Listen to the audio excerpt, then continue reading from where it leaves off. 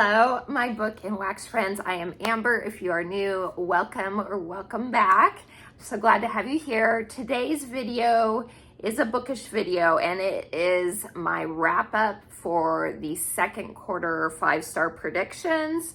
I will post that. Well, I may or may not, because I'm still talking about the same books. So I did 3 months ago post what my predictions, what my 5-star predictions were for the second quarter of the year.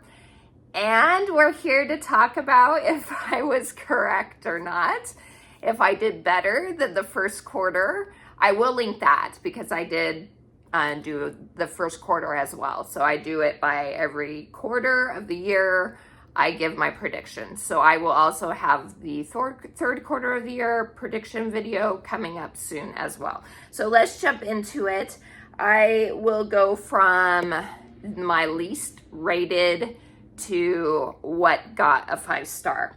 First off, starting with The Love Haters by Catherine Center. That never came in from the library yet. So, spoiler, I am moving that over into my third quarter 5-star predictions. And then Strange the Dreamer by Laini Taylor. I never got to it. I did check it out from the library and never got around to reading it. And I'm not feeling it now, even though it was on my 25 books in 2025. I'm not really feeling it right now. I saw the size of it. It's a chunker of a book. And I'm like, do I really want to read this? No, I don't think so. So I'm giving that one up. So spoiler again, I won't be completing my 25 books that I wanted to get to in 2025, but that's okay. I'm still making good progress on that. So other than that, we will start from my lowest rating up to what my 5 stars are. And the lowest rating went to Piranesi by Susanna Clark. I know this is a beloved book by a lot of people. I rated it, though, 2.5 stars. It did not hit right with me. It felt like there was too much redundancy in the book. And I enjoyed Piranesi as a character, but there was just too much of the same thing happening for most of it. And the mystery I kind of guessed from the beginning. I did enjoy how it wrapped up, though, and the nods towards the world he was in. I did enjoy that, and so that's why it received a 2.5 stars. Okay, next is I have a couple 3 stars. The first one is The Blue Castle by Ellen Montgomery. I thought for sure this would be a 5 stars because Ellen Montgomery wrote one of my all-time favorite series, and that is the Anne of Green Gables series. And so I thought for sure this was going to be a 5-star for me, and unfortunately it wasn't. I enjoyed, again, Ellen Montgomery has some of the best descriptions of scenery, of landscapes, of just the vibes going on. And that was there for this book as well. I enjoyed the overall plot of the story, but as a character, I did not really enjoy Valancy. I understood where she was coming from in her life, but I didn't enjoy her as a character. And so that really took the enjoyment of the story away from me. So I liked it, 3 stars, but definitely not a 5 stars.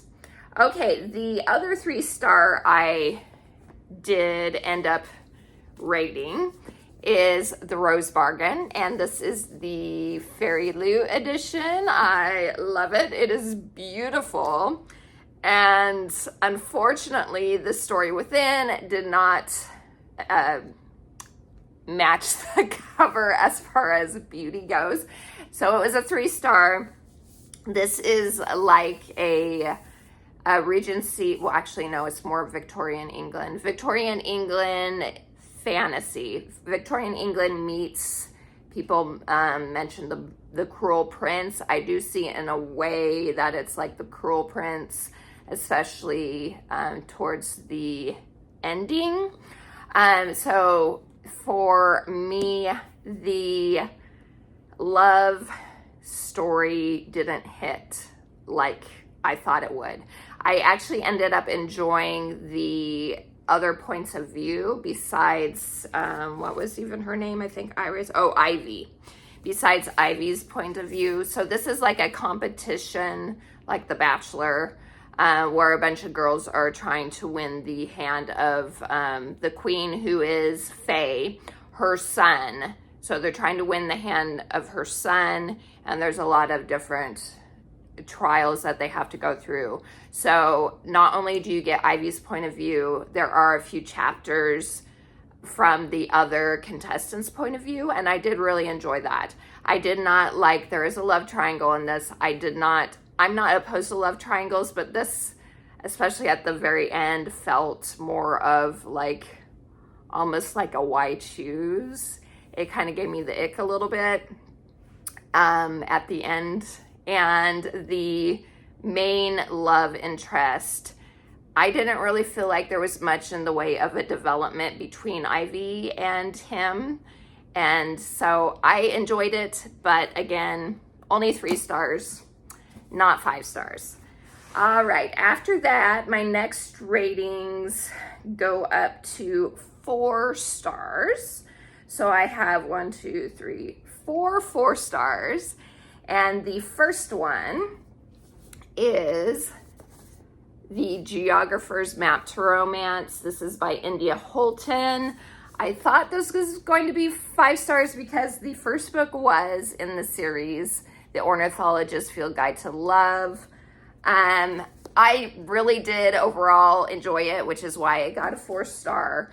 But the trope of it was that miscommunication, not any sort of communication trope, and not a fan of that. It was like the whole book is pretty much what that was, and it just started to get on my nerves. I just felt like wringing the characters' necks and being like, just talk to each other type of thing. So this is about 2 professors who have a merge of convenience to get into this apartment. And this is a historical fantasy romance. So it takes place in England, but it is a fantasy version of England. And so the professors marry, Elodie Tarrant and Gabriel Tarrant. They are married, and they end up not getting in the apartment like they thought they were, which was why they got married in the first place. And from that, there's some miscommunication, and they kind of go their separate ways, and Elodie is always avoiding Gabriel. They work at the same, I think it's Oxford. I'm pretty sure it's Oxford, or one of those universities. They're professors there together they're geographers, but this is like magical geography where they go and if there's a magical disaster about to happen, they're experts and they get called on to go and help solve whatever disaster is about to happen so that it doesn't happen. So anyway, it was really fun. I love India Holton. If you're looking for a good, silly, non-serious romp, she is the one to go to. And I do still overall love this series. There is one more book coming out in the beginning of 2026, and I'm very much looking forward to that one. So only 4 stars, unfortunately, but I still really enjoyed myself. Then after that, I gave 4 stars to Great Big Beautiful Life by Emily Henry. And this has been getting mixed reviews, so I was happy that I gave it 4 stars. I enjoyed it. It wasn't a full-on romance. It had some general fiction as well, but it still was romance, had some romance heaviness to it. Overall, it only got 4 stars mainly because of the content. There was quite a bit of profanity, which does take me out of the story. And then there were like 2 or 3 open door scenes, not super descriptive, but they are there. And so that is also something that kind of takes me out of the story. But overall, I enjoyed it. I enjoyed the aspects of the other story that was woven in. So it's about Alice, who wants to write this book about this older lady who had disappeared from the spotlight. No one knew where she was. She ends up getting contacted by by Margaret. I mean, that's the name of the older lady. And Alice is able to go and interview her, and she wants to write a book about her life. And she was part of this huge media family, super powerful, and before she disappeared. And she ended up finding out when she got there that there is another author who may possibly get to write Margaret's biography. And so Alice and Hayden get a month for Margaret to decide who's going to write her biography, if anybody does it at all. So overall, enjoyed it, 4 stars, but it didn't give me those 5-star feelings, especially with the content that was in it. So that was Great Big Beautiful Life by Emily Henry. Then after that, I read Rebel Witch by Kristen Ciccarelli, also a 4-star, did not reach 5 stars for me.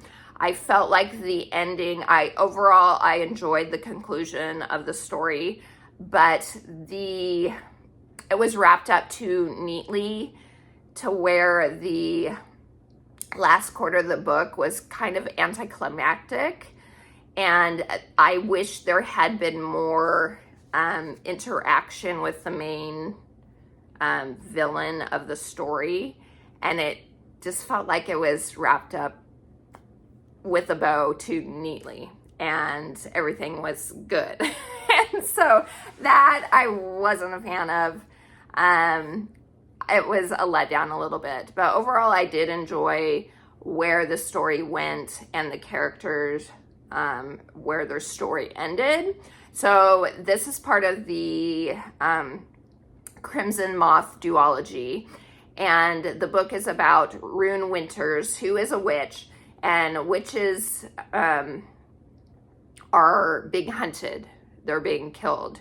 And this stems from a few years beforehand, there was a revolution, excuse me, and there were some evil witch queens that were ruling at the time. There was a revolution, the queens were killed, and another government took over, and now that government is hunting and killing witches. They don't care whether they're good or bad. They see them all as evil, and they want to get rid of them all. So Rune Winters, no one knows she's a witch. She is a vigilante who rescues other witches. She's called the Crimson Moth, and during her normal life, she pretends to be this ditzy socialite, and she ends up coming across the captain of the guard who is hunting other witches.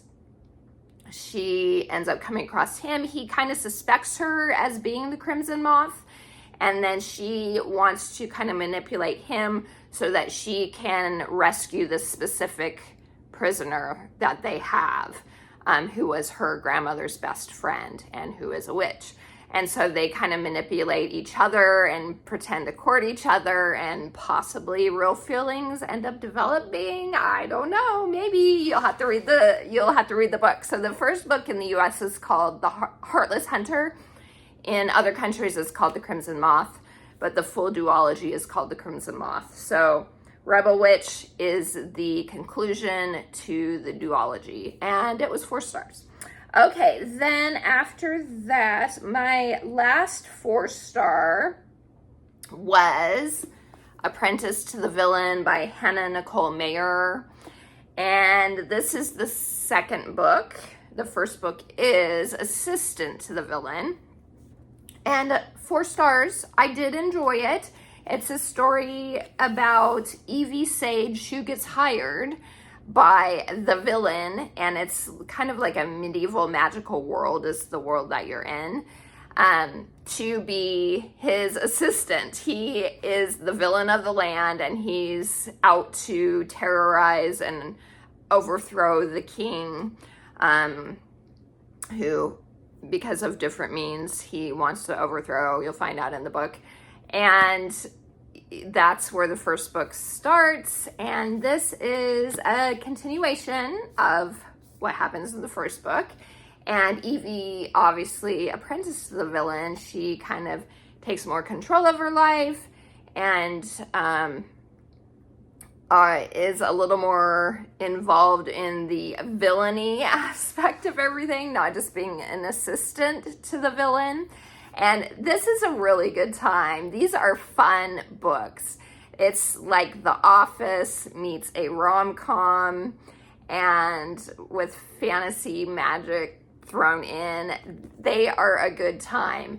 My complaint for this one, a little too much language, quite a few F-bombs, unfortunately.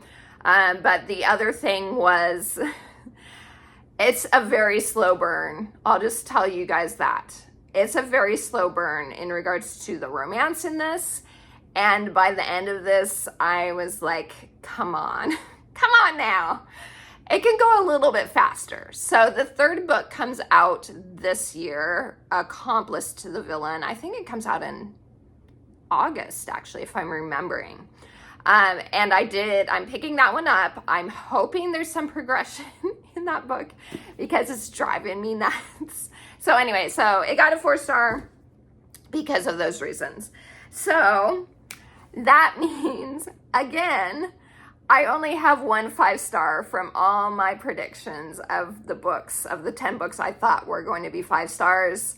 And that is Mistborn by Brandon Sanderson. You guys, I loved this book.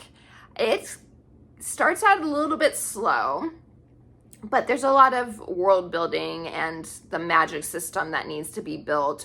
But I enjoyed all the characters from the beginning. It is a story where they live in this fantasy world. It's part of the Cosmere. If you've heard that term before, he has a lot of series that are interconnected, so they're all in the same universe, but on different places, lands, planets, type of thing.